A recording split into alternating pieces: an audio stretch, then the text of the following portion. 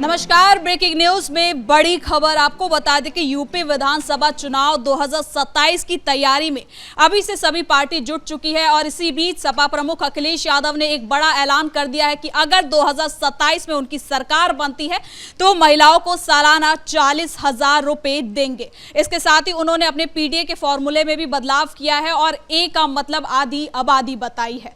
तो इसी पे ज्यादा अपडेट के साथ मेरे साथ मौजूद है मेरे सहयोगी नीतीश ठाकुर।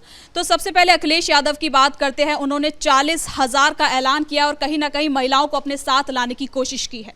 देखिए, ये बात जो उन्होंने कही है कहने के लिए बहुत अच्छी लग सकती है कि जितनी भी गरीब महिलाएं हैं उनको 40,000 रुपए दिए जाएंगे सालाना ताकि वो आगे बढ़ सके।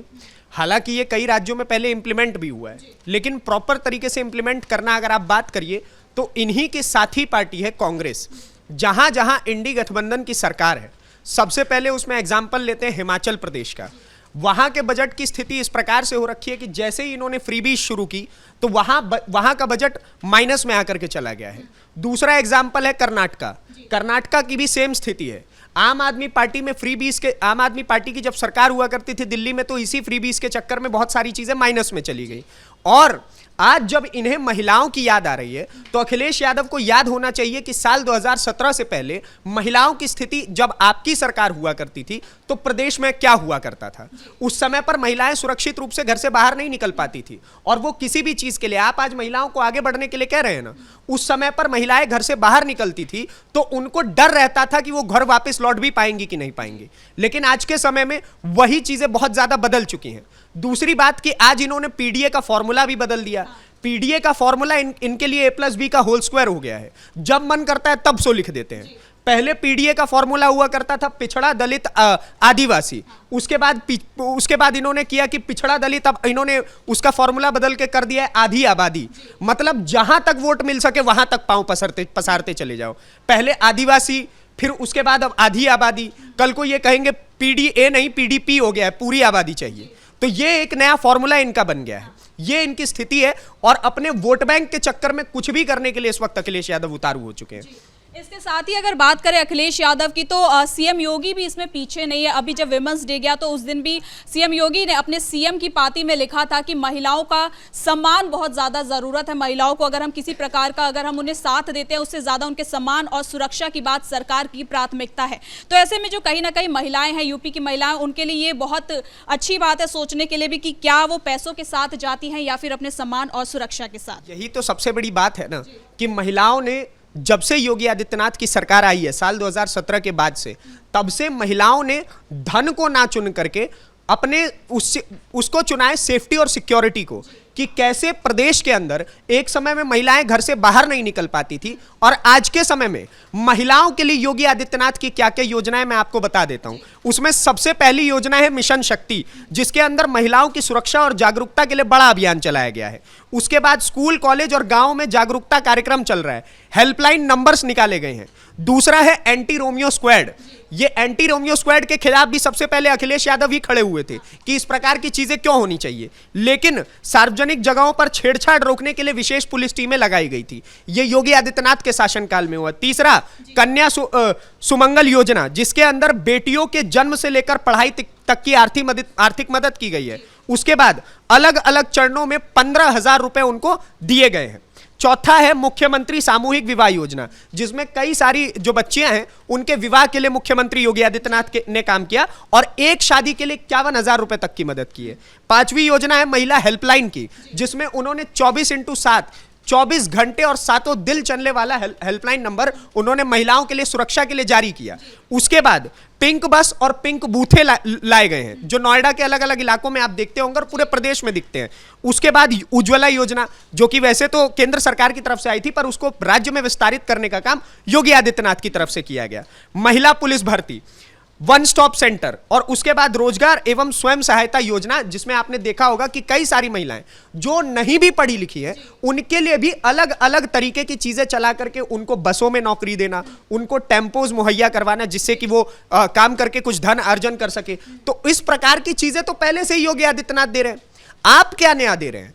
जनता अगर आपके पास से दूर भाग करके आई है, आपके गुंडा राज से, आपके जंगल राज से बच के आई है, तो आप प्रदेश में ऐसा क्या महिलाओं के लिए नया करने वाले हैं जो महिलाएं दोबारा आपके ऊपर भरोसा करें? यह सबसे बड़ा सवाल अखिलेश यादव के ऊपर उठता है। इसके साथ अखिलेश यादव ने यह भी कहा है, अपने एक ट्वीट में उन्होंने यह भी कहा है कि अगर फसल बदलनी है तो बीज को बदलना होगा। इसके क्या मायने हैं? इसके मायने यही है, उनका कहना है कि अगर फसल को बदलना है तो बीज को बदलना होगा। यानी कि महिलाओं को अगर आगे बढ़ाना है तो वो चाहते हैं, इसके दो मायने निकलते हैं। अगर महिलाओं को आगे बढ़ाना है तो नए नए तरीके की चीजें उनको देनी पड़ेंगी जिससे कि महिलाएं और ज्यादा तरीके से आगे बढ़ के फल फूल सके। दूसरा इसका मतलब यह है कि अगर प्रदेश को बदलना है तो अखिलेश को लाना है। ये अखिलेश यादव अपने स्वयं मुंह में सोच करके ये बात बोल के चले गए, लेकिन इतना आसान नहीं है। आपका मन करता है तो आप प्रदेश को भूल करके केंद्र की तरफ कूच कर जाते हैं। आपका मन करता है, आपको दोबारा प्रदेश की याद आती है तो आप दोबारा प्रदेश की तरफ घूम करके आ जाते हैं। तो उत्तर प्रदेश को तो आपने केवल और केवल इस तरीके से इस्तेमाल किया है कि टिश्यू पेपर की तरह, कि मेरा मन किया तो मैं वापस मुख्यमंत्री बन जाऊंगा, मेरा मन किया मैं वहीं से निकल के सांसद बन जाऊंगा। आप प्रदेश में टिके कब तक? आपने प्रदेश के बारे में सोचा कब तक? प्रदेश की जनता तो आपसे ये सवाल कर रही है कि आप बोल रहे हैं कि अगर आप आगे चल के मुख्यमंत्री बनेंगे भी तो आप हमारे बीच रहे कितने वर्ष? आपने देखा कि प्रदेश के अंदर माहौल बदल गया है तो आप उठ के केंद्र की तरफ चले गए, क्योंकि आपको समझ ही नहीं आया कि मैं प्रदेश के अंदर अपनी राजनीति चलाऊंगा कैसे। यह सबसे बड़ी बात इस वक्त जनता अखिलेश यादव से पूछ रही है, और अखिलेश यादव इस बात का जवाब नहीं दे पा रहे पूरे उत्तर प्रदेश के लोगों को। इसके साथ ही अगर बात करें यूपी की महिलाओं की, तो क्या यूपी की महिलाएं अखिलेश यादव के इस बयान के साथ जाएंगी?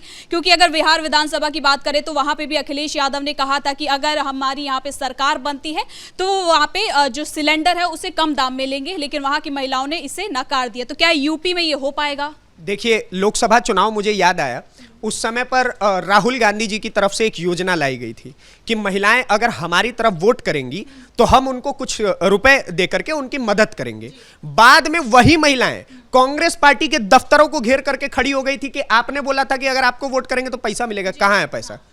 तो जब आप अपने वादों पर खरे ही नहीं उतर सकते हैं तो ऐसी लंबी लंबी फेंकनी ही क्यों है?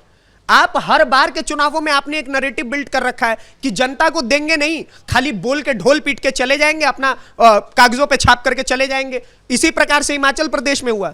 हिमाचल प्रदेश में इन्होंने बोला कि हम ये योजना लाएंगे, प्रदेश की स्थिति को बदल देंगे। बाद में पता चला वहां के शौचालय पर भी टैक्स वसूल रही थी कांग्रेस की सरकार।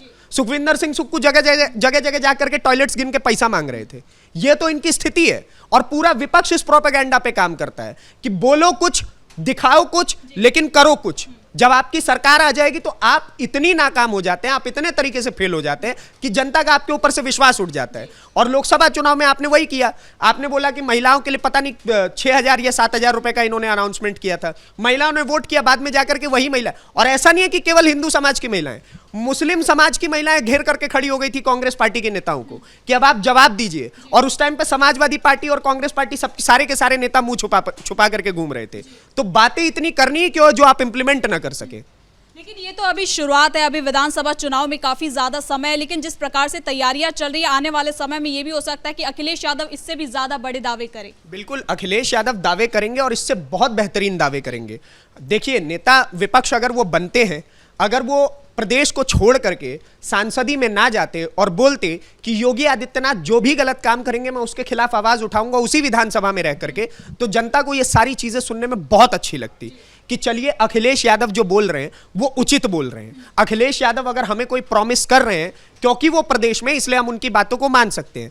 लेकिन आप सबसे पहले तो उठ करके चले गए सांसदी के लिए, आपने प्रदेश को उस जो भी स्थिति थी उस पर छोड़ करके आप निकल गए। हालांकि स्थिति तो बहुत बेहतरीन है आपके सरकार की तुलना में अगर देखा जाए, और ये हम और आप नहीं कह रहे, ये प्रदेश की जनता खुद अपने मुख से बताता है। और आज के टाइम पे अगर आप देखिए तो आप किसी भी स्कूल के बाहर या कहीं पे भी जाकर के महिलाओं से पूछिएगा या बच्चियों से पूछिएगा कि क्या आज के समय जब आप घर से निकलती हैं तो क्या आप सुरक्षित महसूस करती हैं, तो बच्चियां महिलाएं यही दावा करेंगी कि पहले के मुकाबले हम बहुत सुरक्षित महसूस करते हैं।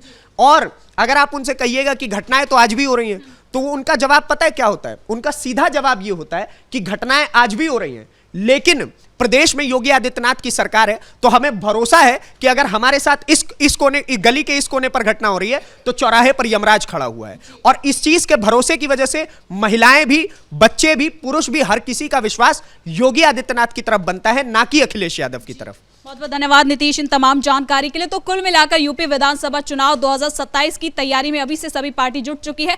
अखिलेश यादव ने एक बड़ा दांव चला है महिलाओं को लेकर, जिसमें उन्होंने ये ऐलान कर दिया है कि 40,000 रुपए सालाना महिलाओं को दिया जाएगा अगर उनकी सरकार बनती है तो। फिलहाल ब्रेकिंग न्यूज में इतना ही। कैमरा पर्सन कुणाल के साथ मैं सृष्टि शाह।